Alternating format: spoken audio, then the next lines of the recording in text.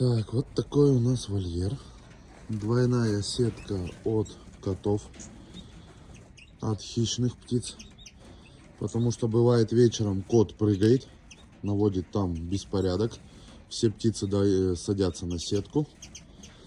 И повторный прыжок он уже, то есть, может атаковать. Внизу дверь для уборки. И чтобы туда попадать, здесь у нас дверь кормления.